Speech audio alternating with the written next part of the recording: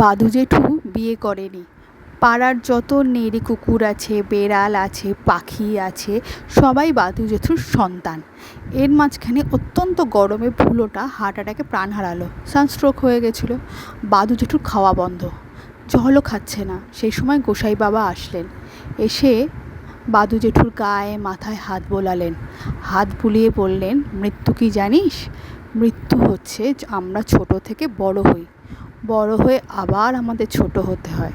সেই ছোট হয়ে যাওয়াটা, মায়ের গর্ভে চলে যাওয়াটাই হচ্ছে মৃত্যু। মৃত্যুর একটা পদক্ষেপ, না হলে আমাদের নতুন জীবন আসবে কী করে বল? কিছুই শেষ হয় না, সবাই থাকে। একটা ছাপ প্রকৃতিতে অবশ্যই থেকে যায়, শুধু আমরাই টের পাই না।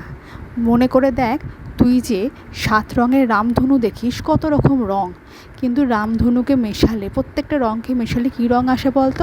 কালো। মৃত্যুও সেই কালো, সবই আছে, কিন্তু আমরা দেখতে পাই না, লুকিয়ে থাকে। মৃত্যু মানে শেষ হওয়া নয়, আছে, কাছেই আছে।